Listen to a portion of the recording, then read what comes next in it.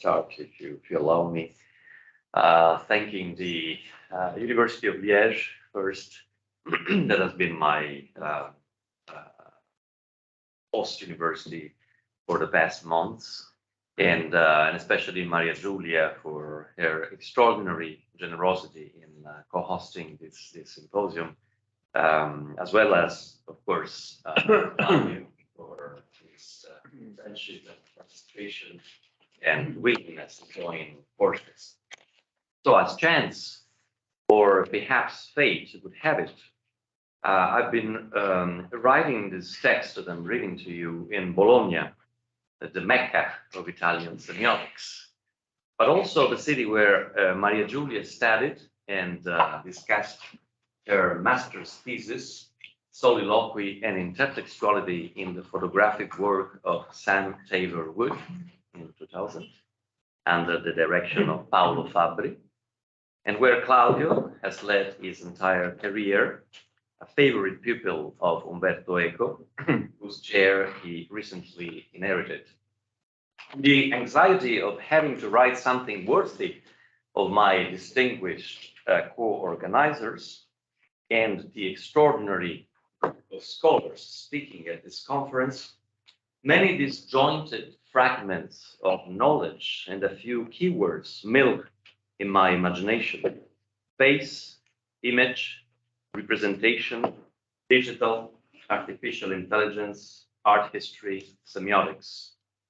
In the grip of travel fatigue and the cascade of academic duties, I seek escape in the Pinacoteca in Bologna and think, no matter how far digital image technologies may advance, I will never be able to give this up or replace it. Leave my hotel room, walk under the arcades of Bologna,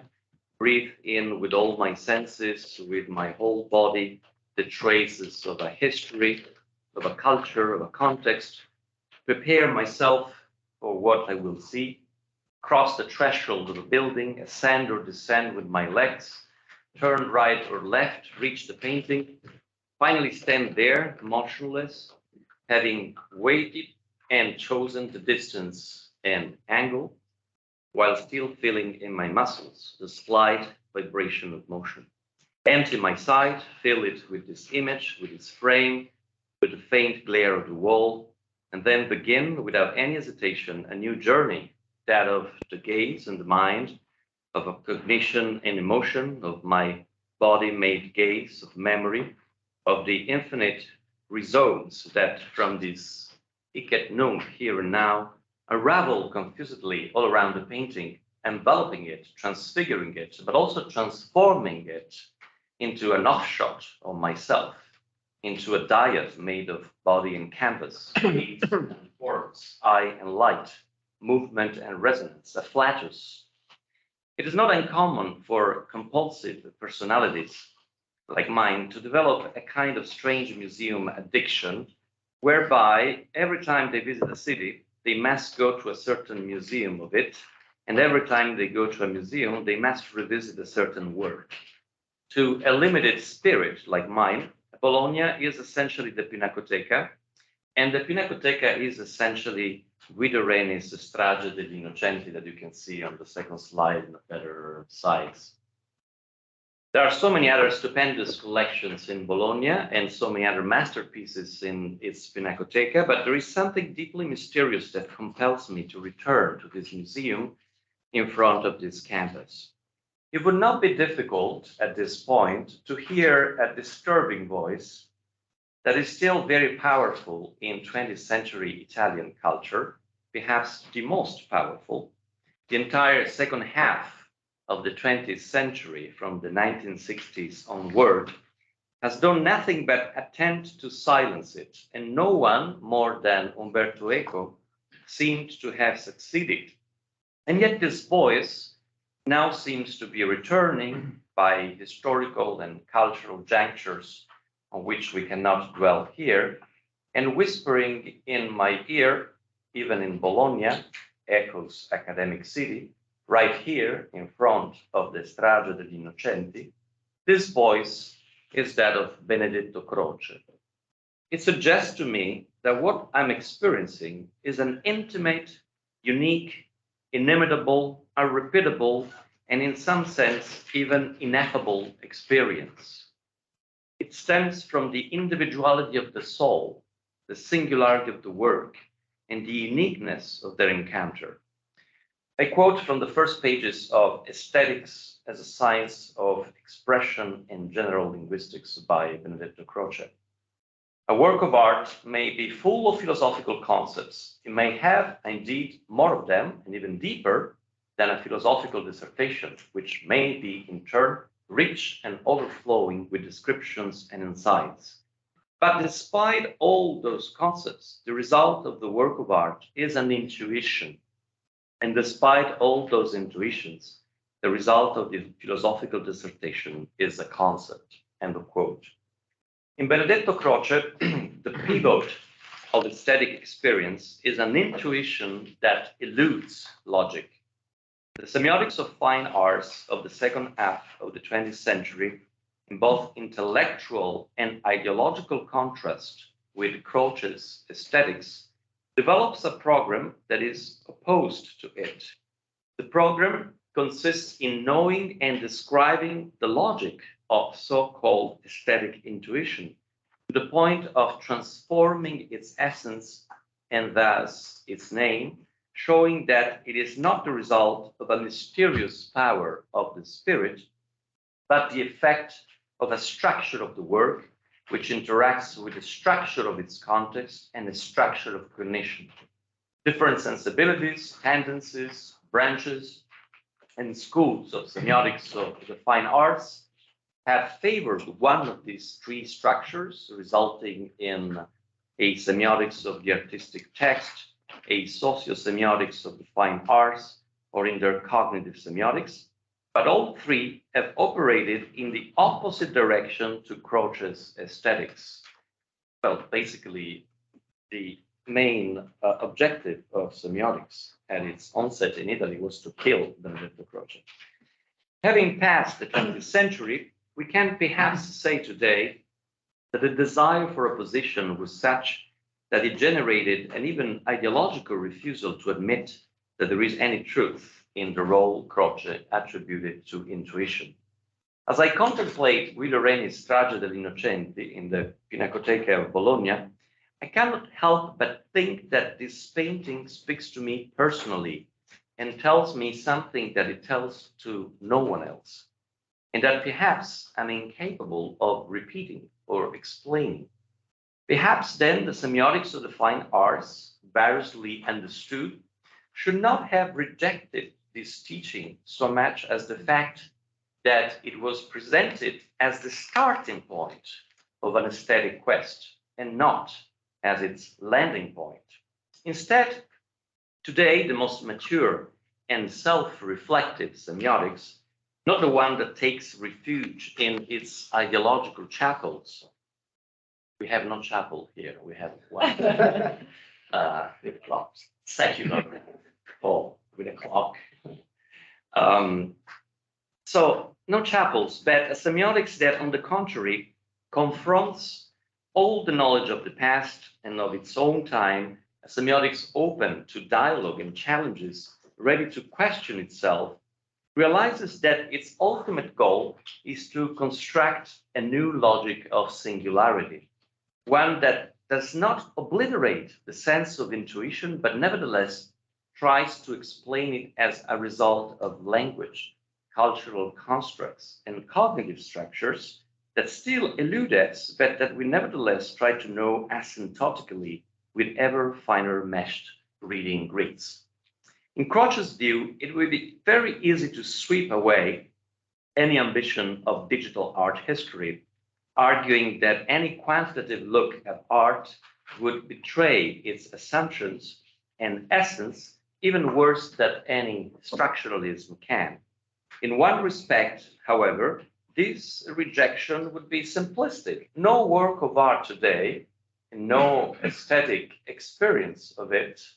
is totally immune from any contact with the digital world. We admire Guido Reni's Strage degli Innocenti, but we see it digitally reproduced in many contexts, and above all, we contemplate it with the gaze whose internal visual memory is already full of digital images. The intertextuality and hypertextuality of the work of art today, of any work of art, cannot help but involve an increasingly dense interweaving with digital. In another respect, then, this rejection would culpably overlook a new opportunity that is being given to scholars today, precisely at the intersection of semiotics, aesthetics, and the digital. Sounds like a paradoxical thought, but perhaps it is precisely through more and more refined quantitative methods of studying works of art that we will come to grasp with increasing precision the logic of that sense of intuition that Benedetto Croce regarded as devoid of logic, and that 20th century semiotics of fine arts regarded as devoid of intuition. In other, more epistemologically abstract and general terms, it might in short be the case that the development of a semiotics of artistic singularity and a description of the logics of aesthetic intuition are ultimately a matter of scale. What happens to me in front of this Strage degli Innocenti by Guido Reni may seem to me an intimate and personal matter, and it certainly is when considered at the close scale of this private museum experience of mine. Croce would suggest to me that it is a singular intuition,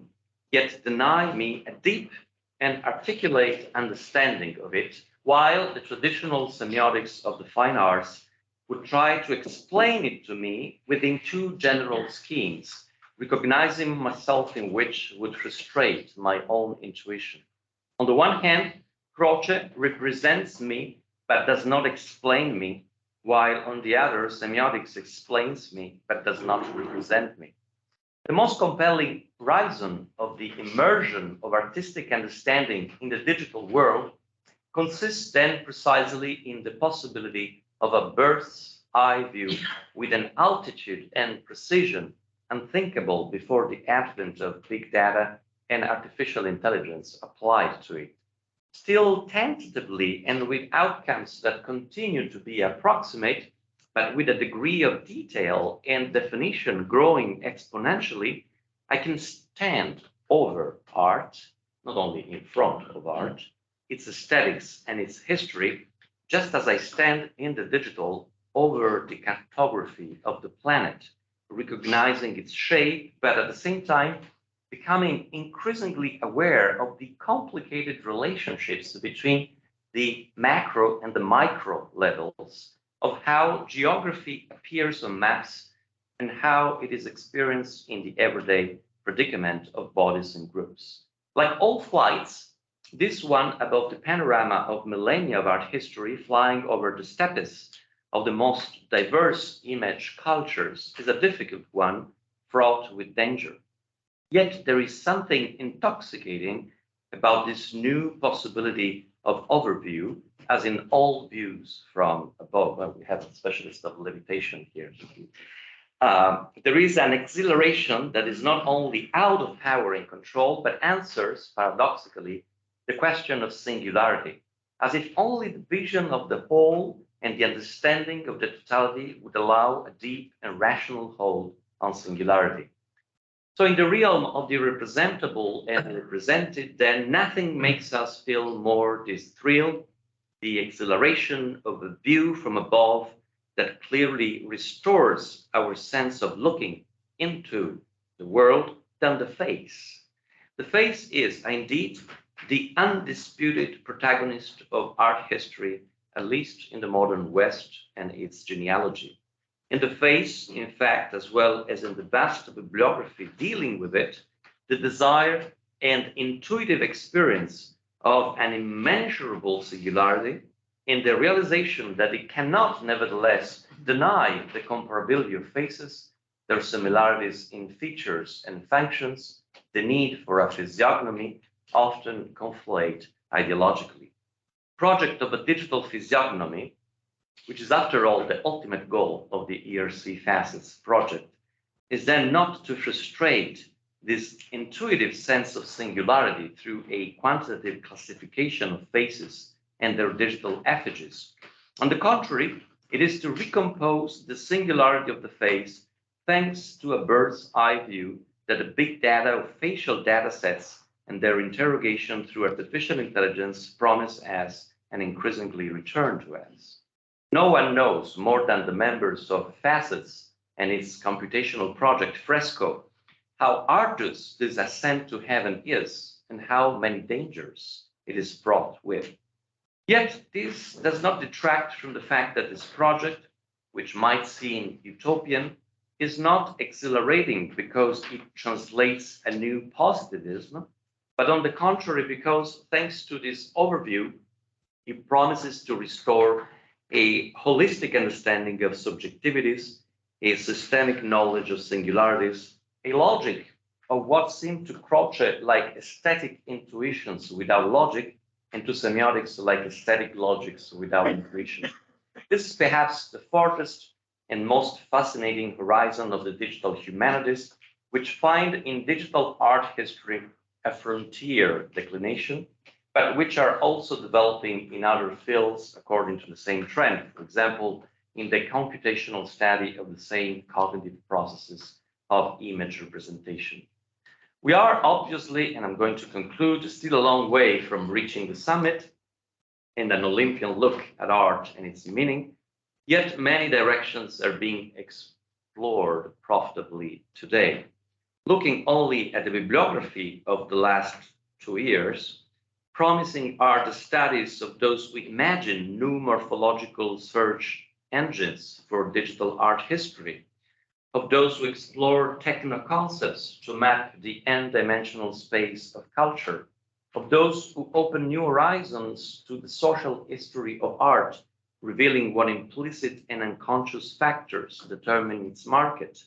of those who model the morphological transformation of artifacts over time through 3D digital simulations, of those who produce a digital cartography of monumental faces, uncovering previously unknown gender statistics, of those who trace the evolution of an iconographic motif through the centuries, of those who explore new contact zones in the global cartography of art history, of those who push to devise research tools that go beyond the schemes of early digital art history in order to grasp the nuances of the evolution of a genre, of those who contemplate a new human-machine collaboration in the digital art history of the future between machinic computation and human annotation, of those who think of subjecting one of the oldest artistic manifestations in the species, namely drawing, to this overview, of those who aspire to change museum practice through new forms of digital cataloging of artifacts,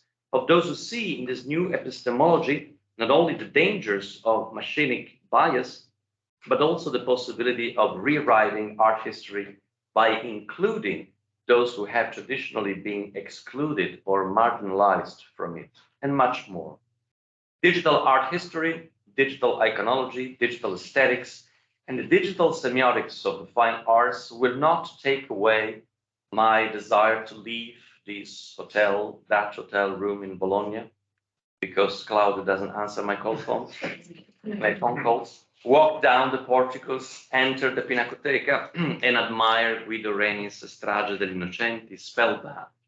But perhaps they will be able to tell me more and better about the painting's compositional structure, its genealogy and distribution, the balance of gestures and colors, as Maria Giulia is explaining and analyzing in a very pioneer work. And then, yes, even about the expression of the faces, about these mouths open in dismay, with Croce's aesthetics held to be the object of an intuition without logic, which semiotics has explained with the logic, sometimes without respect for pathos, and which the computational study of images of faces in art and more generally in human visual cultures can perhaps lead back to its more extended but also more intimate logic, to its roots in cognition and evolution, to the profound reason why moved, I continue to look at these faces of women open in terror, depicted in timeless splendor in Guido Reni's canvas. Thank you.